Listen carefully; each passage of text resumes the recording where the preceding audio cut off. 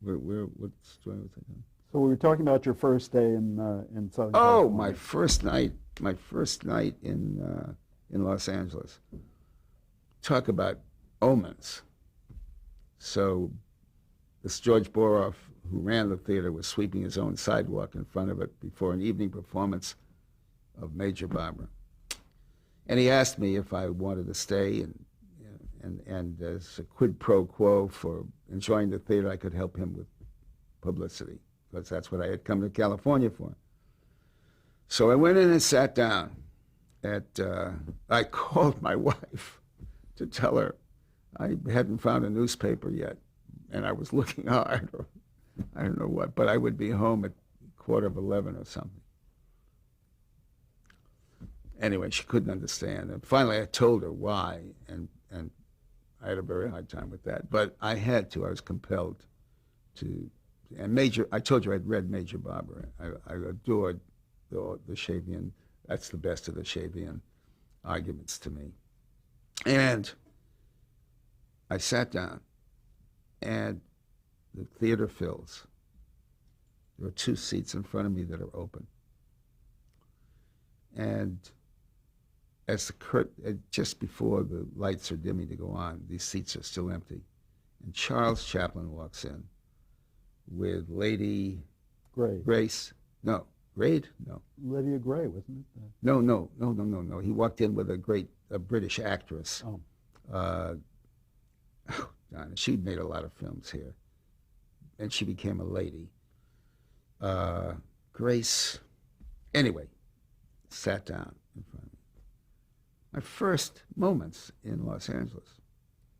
I saw the best production of Major Barbara I've ever seen. I remember going to see Charles Lawton some years later in New York in Major Barbara, and seeing the guy who played Undershaft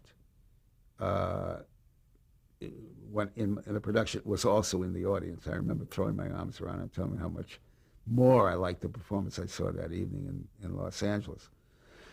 But when the play ended and the cast had taken its last bit of applause, Mr. Chaplin didn't stand. Everybody knew that his son was in the piece. And so the crowd sat there. It's only 99 seats, but everybody sat there. And finally the cast came out after bows, and everybody applauded some more. And everybody was waiting for Mr. Chaplin to say something. And he got up and he said the only way he knew to thank them for the wonderful experience he had was to hope to entertain them. And then he did a pantomime. I mean, welcome to Los Angeles. Welcome to Los Angeles. Everything's been downhill ever since, right? Yes, life has just been awful from that moment on. No, it was, I mean, I could not have known it was, not just a miracle for that evening, but it was like, an omen for a lot of good things. How did you make the transition from being a publicity man to television? My cousin Elaine had moved out here, and she was married to a fellow by the name of Ed Simmons. Our wives my wife and Elaine became friendly, as Elaine and I always were.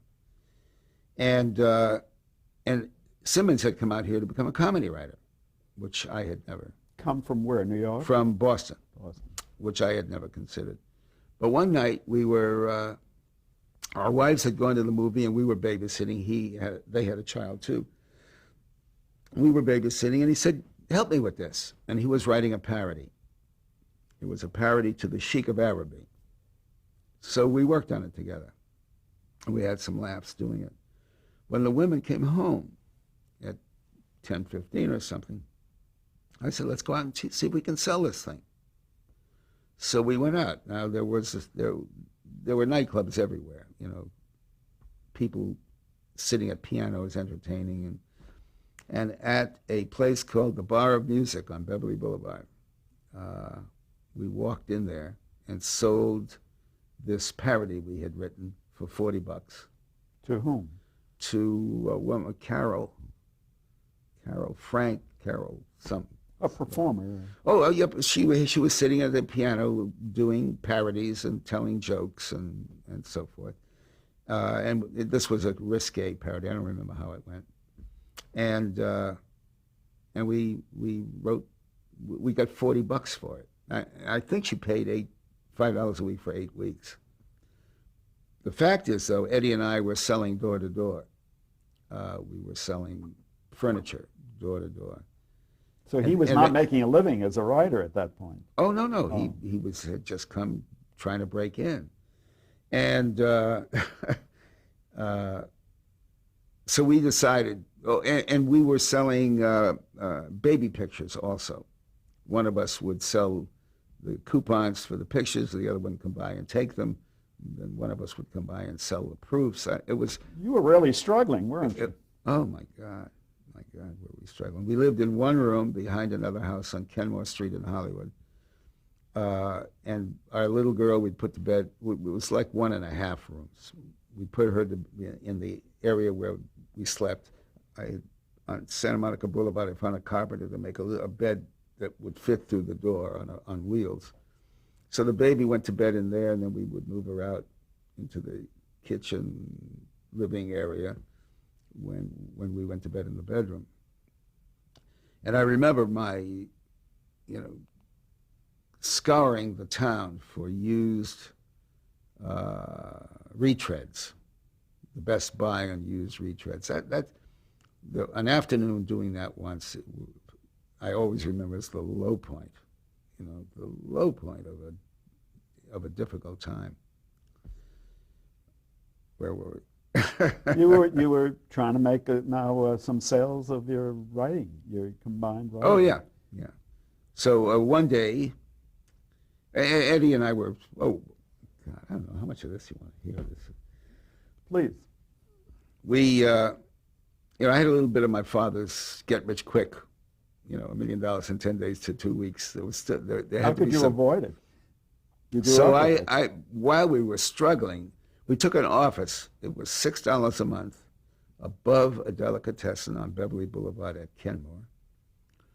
And we wrote there at night. We sold door to door during the day, and we wrote there at night. And we were sitting there one night, and the idea struck us. Anyway, what we did was we went out and we bought a map to the Stars' homes, which they were still selling on Sunset Boulevard. Well, they started selling at that time. As they continued to sell today. And for a couple of $100, we bought this much classified space in Sunday newspapers. I know, 18 of them around the country.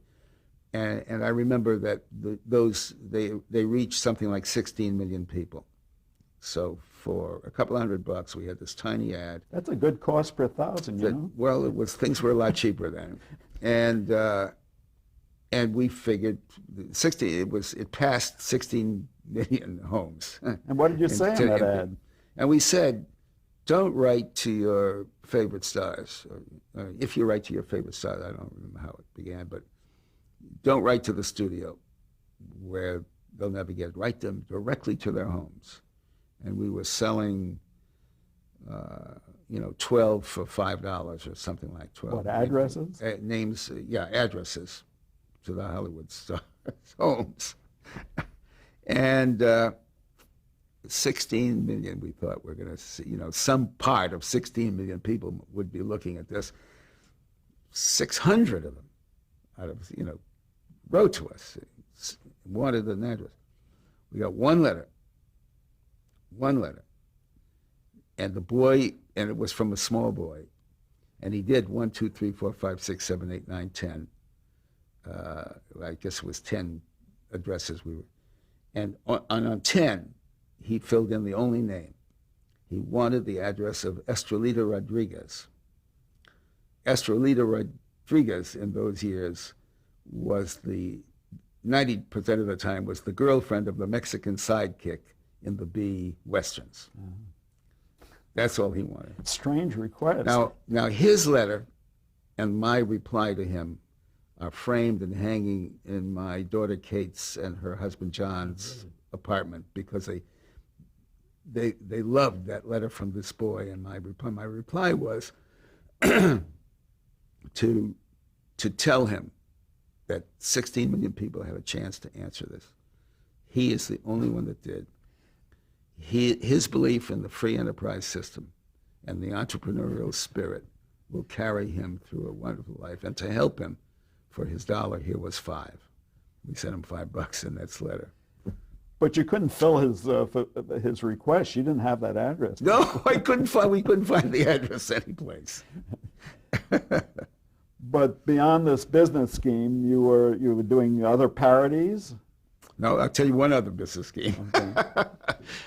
My friend Ed and partner Ed Simmons had a friend, I just lost his name, but he was a great-looking guy, huge guy. He was at UCLA, and he was on the UCLA wrestling team.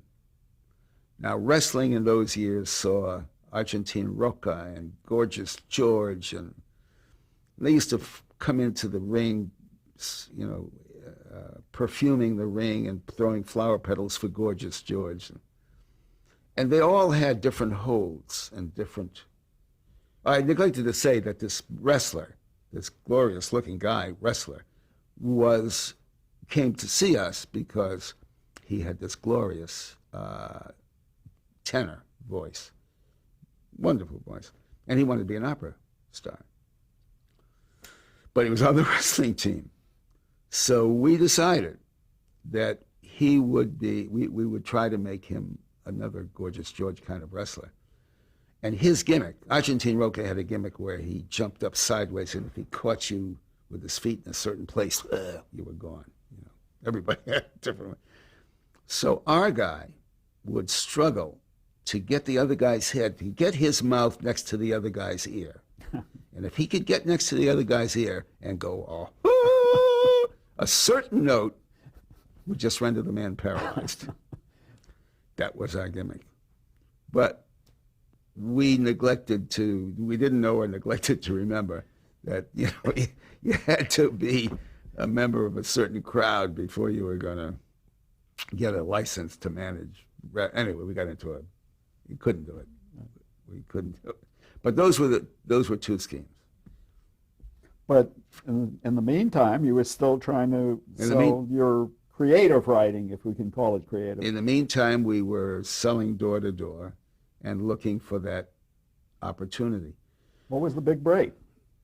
The big break was I had an idea one day for a routine for Danny Thomas. There was a kid I knew when I was 7, 8 years old by the name of Merle Robinson in Hartford, and who came into my life for real just 2 years ago, or a year ago, again. But anyway, Merle Robinson, I loved his name. So I always appropriated that name if I got into trouble in the Army. If an MP stopped me, I was Merle Robinson. I used that name all the time. So with this idea for Danny Thomas, I called, and we knew he was represented by the William Morris office. I called deliberately at the lunch hour and got the name of the guy, can't remember that, and got his secretary, the agent who represented Danny Thomas. And speaking as fast as I could, I said, I'm sorry, he's out to lunch. I'm Merle Robinson from the New York Times. I've been out here for 2 days interviewing Danny Thomas. I'm at the airport now. Oh, my goodness, they're calling my flight. I've got 2 questions. I'm writing this piece on the plane. I have to file it as soon as I get there. I have 2 questions from this. Anyway, she gave me his number. So I called Thomas, and he picked up the phone.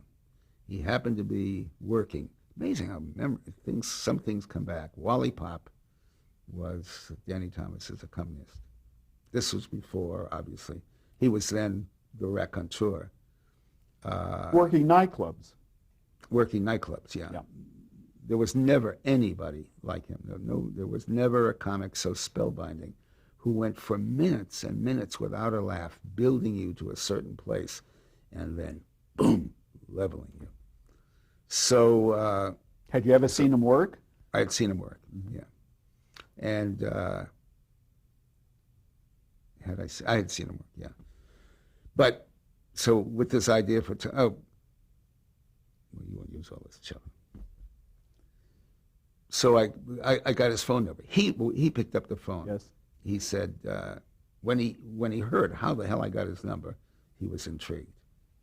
So he said, well, look, I'm working. I've got a date tomorrow night at Ciro's, a Friar's Frolic. They know everything I do, and they have done. I need something fresh, and I need something short. I said, well, you never heard this before, so it'll be fresh, and it won't go more than 7-8 minutes. I don't know if I can learn 7-8 minutes that fast. Well, maybe you can go 5-6 minutes. He said, all right, get over here. And he had Beverly Hills address. And I had to say, well, I can't get over there now. It's like 3 in the afternoon, but I'll be there, we'll be there by 6:30. You said you were calling from Hollywood. What do you mean 6:30? This thing hasn't been written. It was just an idea.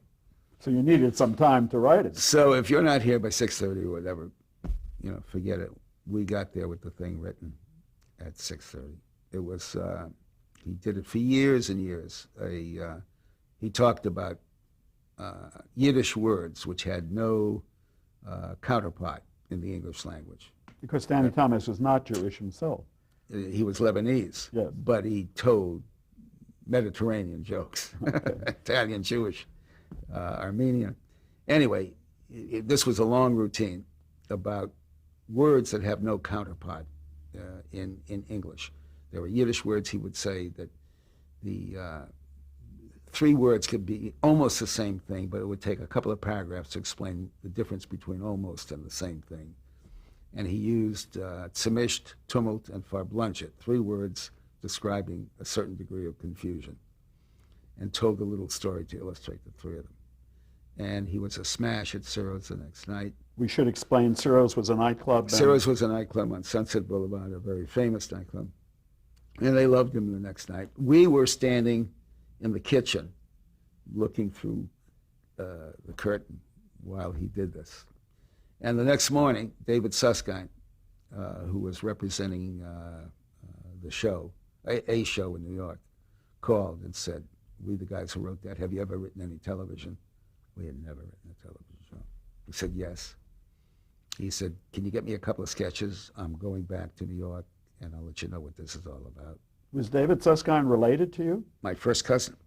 Didn't even know I was in Los Angeles. And he was also working as a publicity agent, was he not? No, he was an agent. An agent. He was an agent at the same, and I wonder if he went to MCA because Uncle Jack did. Right. He might have done that. But he was an agent, not a and he was a major force there. Right. So, and what did Danny Thomas pay you for that wonderful routine? He paid, he said he was going to, he paid us $500. He was going to, if it worked, he was going to give us another $1,000. And through all the years I knew him, he would say, it's doing more good at St. Jude. It's doing more good at St. Jude. So how did that progress your career then?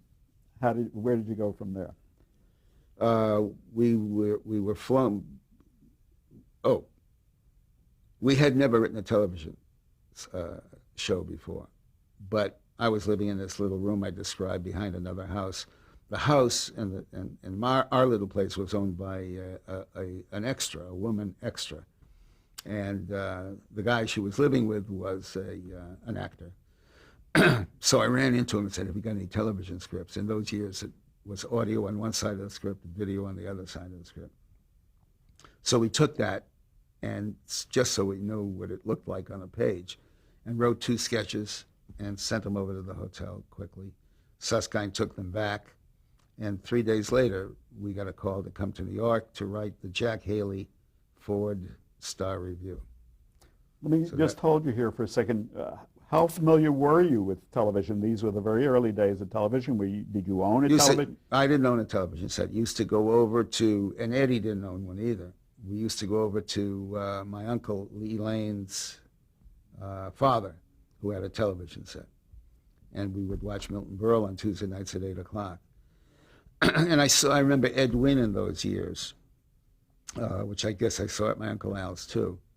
And that's as much as I knew about television. And we should explain that Jack Haley was famous for his... Jack Haley was the Tin Man in The Wizard of Oz, Right. and a wonderful light comedian and dancer. And this show is a comedy variety show? This was a variety show, 8 o'clock, I forget which night, on NBC? On NBC. Jack Haley was master of ceremonies? Jack Haley was the star, and did some material in one, and then sketches and songs and so forth. So that was your Our first... job on that show was the bulk of the show was 2 major sketches. You weren't the only writers. You and Ed Simmons weren't the Only writers. writers. Only writers. And was this at the start of this show, or had it already been established? I think it had been on for a few weeks, and they needed some fresh blood. Who was the director on? Was there anybody that went on to have a great career? The director was, we thought, owned television. Oh my God, he was Canadian. He was the first major variety director. Oh, goodness. But I mean, it's like he had the keys to, or the, to going crazy trying to remember his name. If you were doing a variety show here, you had to go to him. He was, it was as if he had the combination to the safe. He was the only one who knew how to do it, and he had a brilliant career to a point where, a lot of other people came along who also learned how to do it. Did you stay with that show for very long? No, the very first show we wrote a sketch called Blind Date, and Jerry Lewis saw the show, and Jerry Lewis said, "I want these guys." They were coming into television, Dean and Jerry, on the Colgate Comedy Hour, and said, "Find the people who wrote that sketch." And by then, we had done 3 or 4, and we had an out, or they let us out, I don't recall. But then we went on to do the first Colgate Comedy Hour. That was a bigger opportunity for you. That was a giant opportunity because Dean and Jerry were very hot, and the Colgate Comedy Hour was, much anticipated. Sunday night, 8 o'clock. So in a sense, 3 Yiddish words launched your career in television. Semesh, Tumult, and Fablunchet. And so did the Colgate Comedy Hour come out in New York? Colgate Comedy Hour came out of New York. Oh, I'm so glad you asked that question, because it's going to give me a chance to sing. Okay. The Colgate Comedy Hour came out of New York for 2 shows or so. And then the coaxial cable had been laid, and Dean and Jerry had started a motion picture career, and we were going to move to the show to California. So this was going to take me back to California. Which made you happy. Which made me very happy. But the night before we were to leave, there was a party at Bud Yorkin's. Bud Yorkin, the stage managers on the Colgate Comedy Hour that starred Dean Martin and Jerry Lewis were John Rich, Jack Smite, Arthur Penn, Bud Yorkin, all of whom went on to major careers. Very talented group. And so at Bud Yorkin's house, this is the first you met Yorkin? In this context was the first time we'd met, yeah. So at Bud Yorkin's apartment, we were all standing around the piano. There was Arthur Penn, John Rich, Sam Fuller, who was a major figure at NBC, Pete Barnum, who was another major figure at NBC, myself, a couple of others. And we wrote this parody commemorating our trip the following day to California. When the transcontinental coaxial cable is laid, when the transcontinental coaxial cable is laid, we're made. There'll be no more gray kinescopes, we'll be there with our kinefolks. You'll hear those Cucamonga jokes coming to you. From Hollywood and Vine Street, we'll be on the run to the land of sun and swimming pools. The dramatic shows will be static shows if they stay. Those fools. Horchitchornia, it's California. We'll ride the Super Chief when the transcontinental coaxial cable is laid. I don't think anybody around that piano ever forgot that. Well, Bud Yorkin couldn't remember the lyrics. You had a conversation with him and he Yes. couldn't remember? Oh my God, we've done it at so many tributes to him or to me or to the, but maybe it's because I'm standing there and together we got it. So was this a collaborative effort, these lyrics? Oh yeah, where everybody contributed to it. And so did you actually go on the Super Chief to... No, we flew. I've never had the joy of riding cross country. And Martin and Lewis weren't the only performers on the Colgate. Weren't there rotating performers on that show? Yeah, there was Martin and Lewis, Eddie Cantor. We did we did the blind date sketch for Mr. Cantor. Wait a minute. We had written the blind date sketch for Cantor. Who were the others? I can't remember. Donald O'Connor.